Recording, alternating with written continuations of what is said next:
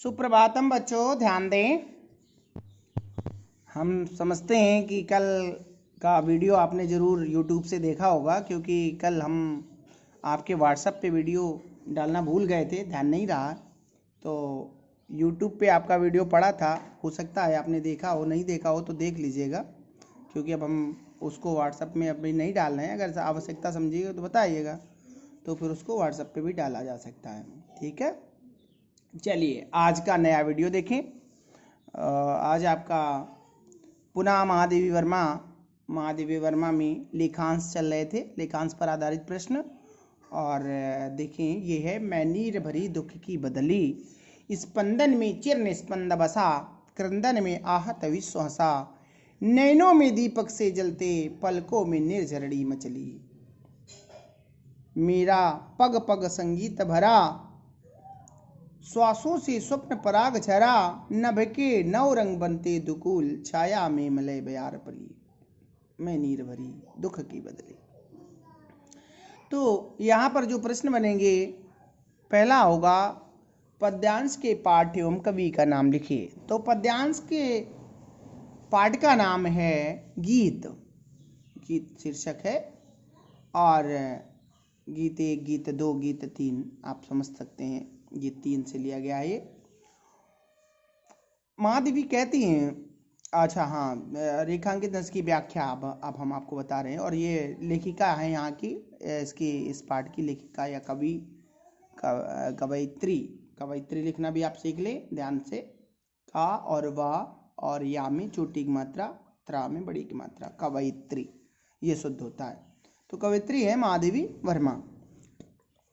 और अब रेखांकित अंश की व्याख्या। और रेखांकित अंश कहाँ है आप देखें, ध्यान दें, तो आपको दिखाई पड़ रहा होगा पुस्तक में, मैं नीर भरी दुख की बदली के नीचे इस स्पंदन में चिर निस्पंद बसा, और क्रंदन में आहत विश्वासा।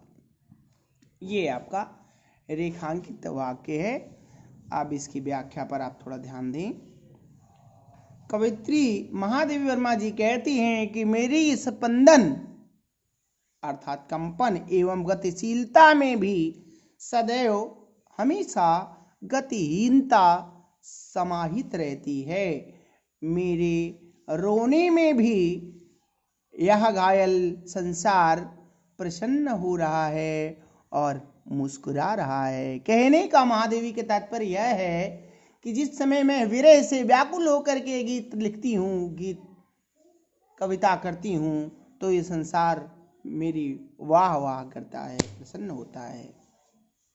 चलिए, तो ये हो गई रेखांकित अंश की व्याख्या। और अगला प्रश्न आपका जो बनता है, ये कवयित्री किसके लिए व्याकुल है और स्वयं को निर्भरी दुख की बदली क्यों कह रही है? तो कवयित्री अपनी अदृश्य प्रीतम के लिए व्याकुल हैं, जो अदृश्य प्रीतम है उनके लिए यह व्याकुल है। और उसने स्वयं को नीर भरी दुख की बदली इसलिए कहा है क्योंकि उनका हृदय विरह से व्याकुल है तथा नेत्र उस दुख के साथ प्रतिपल बदली के समान आंसुओं से भरे रहते हैं, इसलिए उन्होंने स्वयं को नीर की बदली कहा है, नीर भरी दुख की बदली कहा। अगला प्रश्न है, कवयित्री की आंखों में किसके दीप जल रहे हैं?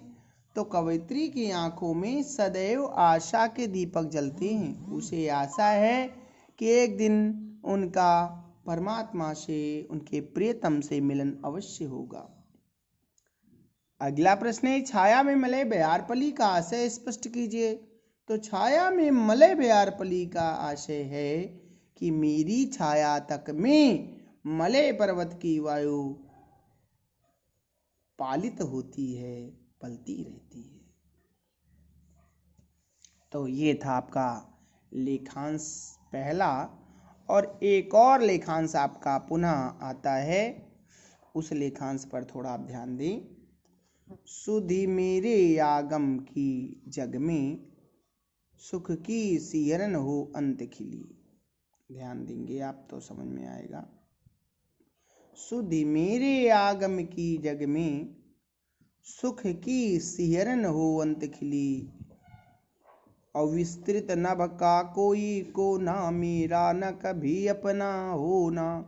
परिचय इतना इतिहास यही, उमड़ी कल थी मिट आज चली। देखिए ध्यान दें, अब पुनः महादेवी वर्मा क्या कहती हैं कि रेखांकित अंश की व्याख्या देखिए, क्योंकि आप पूरी व्याख्या तो आप सुन चुके हैं। रेखांकित अंश की केवल रेखांकित अंश है, उमड़ी कल थी मिट आज चली। तो महादेवी जी अपने जीवन के विषय में कह रही हैं, इस विस्तृत संसार का कोई भी छोटा से छोटा हिस्सा मेरा अपना कहलाता नहीं है। मेरा तो केवल इतना ही परिचय और इतिहास है कि मेरा जन्म कल हुआ था और आज मैं इस संसार से हमेशा के लिए विदा होकर जा रही हूँ। ये रेखांकित अंश की व्याख्या। और पहला प्रश्न आपको पता ही है, प्रस्तुत पद्यांश की पाठ अर्थात शीर्षक जो है उसका नाम है गीत, और गीतत्री, और कवयित्री हैं महादेवी वर्मा। रेखांकित अंश की व्याख्या आपको पता हो गई। और अंत में कौन सुख की सिहरन बनकर खिल उठी है? तो अंत में से सुख की सिहरन बनकर कौन खिली है? अंत में सुख की सिहरन बन करके कौन के लिए है? कवित्री कहती है कि मेरे आने की स्मृति मात्र से संसार में उल्लास की सिहरन उत्पन्न हो जाएगी और उनके चेहरे खिल उठेंगे। पुनः अगला प्रश्न है, बदली आकाश में किस कोने में रहती है? इसी बात कवित्री का कौन अपना है? बदली आकाश के किसी भी कोने में रहती है, फिर भी उसका कोई अपना एक निश्चित स्थान नहीं होता है। उसी प्रकार से कवित्री की दशा है, उसका कोई अपना एक निश्चित स्थान नहीं है। वह बदली के समान अस्थिर और भ्रमणशील अपने प्रिय की खोज में निरंतर भटकती रहती है। पुनः कहते हैं, अंत में कवित्री अपना परिचय किस भांति देती है? अंत में कवित्री अपना परिचय देते हुए कहती है कि मेरा तो परिचय और इतिहास केवल इतना ही है कि कल मैं इस संसार में आई थी और कल मेरा जन्म हुआ था और आज मैं इस संसार को हमेशा के लिए छोड़कर जा रही हूँ। इसी प्रकार बदली भी आती है और संसार से हमेशा के लिए विदा हो जाती है।